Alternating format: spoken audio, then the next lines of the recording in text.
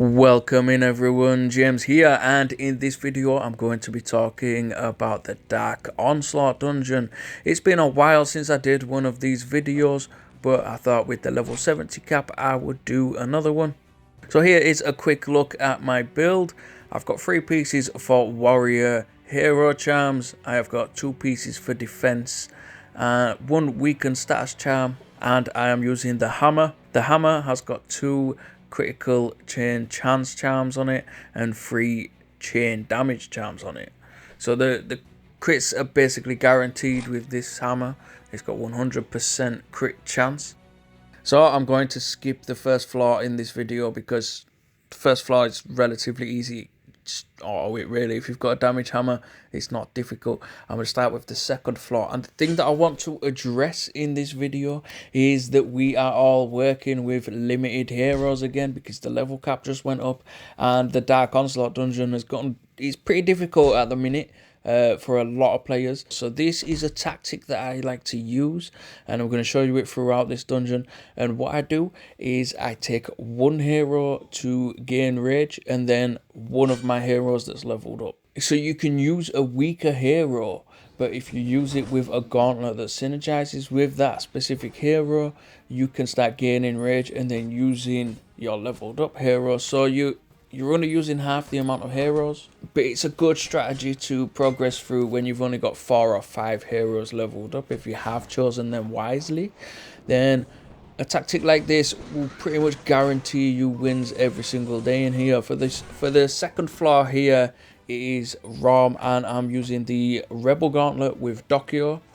Dokio is only there to gain rage, and I've got a level 65 Ericsson. I haven't finished leveling Ericsson up yet, but I've got a level 65 Ericsson. The enemies here are level 66, so I'm not really counting on him for freeze, but I'm counting on him to maximize my hero charms and to deal a good amount of damage.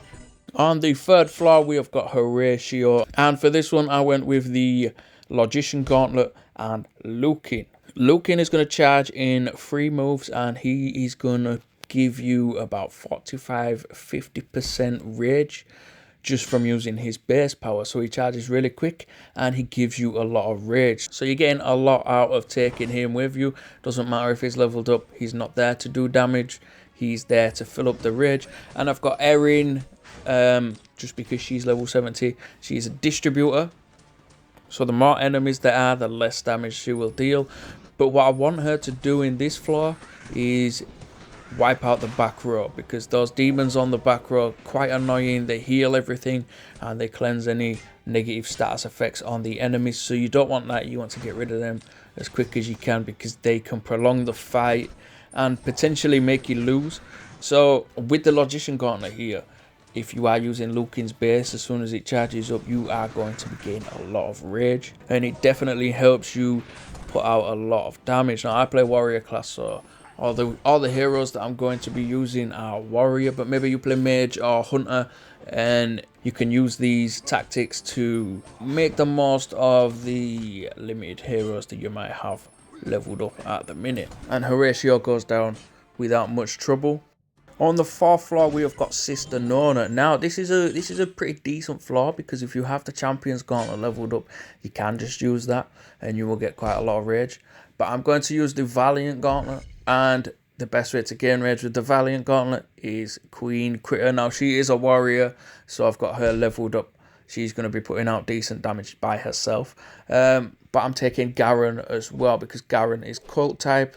So when I use his rage, he's distributed, so it's going to be less for the more enemies there are, but it's going to deal a good chunk to Sister Nona in the back. Now if you play Alchemist, you will probably be using Geber, but doing something like this, you'll be able to save Brutus to the last floor if you want, and be able to gain rage without using one of your Alchemist gauntlets, without using the Chaotic Gauntlet. You'll be able to use a different gauntlet and gain rage in a slightly different way. It all depends on what class you are or what heroes you have leveled up. This is with 375% warrior power, so even though I've only got 3 pieces, I have got quite a lot. But if it is on your main build, you will be in the realm of 200, 300, so it's not going to look too different to this. On the 5th floor, we have got Ajax. If you've seen my videos before, you will know that I recommend Millicent and Ayako. Now, I do have Millicent and Ayako leveled up, but I'm only taking Millicent for this one. I've got the Chaotic Gauntlet. Millicent is going to gain a ton of rage with the Chaotic Gauntlet as well. Now, you use her at the end of the turn to stun. It's a little bit sketchy with the beasts. It doesn't usually work all the time, but I was pretty lucky in this one and it did work. And what you want to do is you want to stun one of the enemies, because if one of the enemies is stunned, the boss won't summon anymore.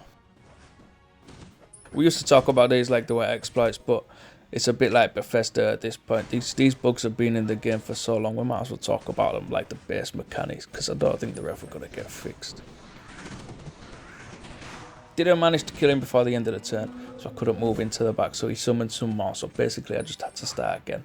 But what's happening is I'm using the Chaotic Gauntlet to gain rage with Millicent, and I've got Logan there because he is the weakened hero and he's got heals as well, so he's pretty much my best hero for survivability in the warrior class.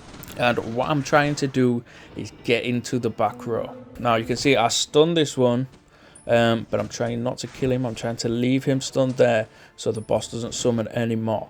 And then as soon as I move into the back row, as long as I finish the turn with a hero power, he won't summon anymore. So then it's just rinse and repeat at that point. You just finish the turn with any hero power, rage power, base power, it doesn't matter. You just finish the turn with a hero power and the boss won't summon. And that is how you deal with Ajax. Even if he's on 5th floor, even if he is level 72, doesn't matter. You use stun to your advantage. And that is it for today. That is the Dark Onslaught dungeon.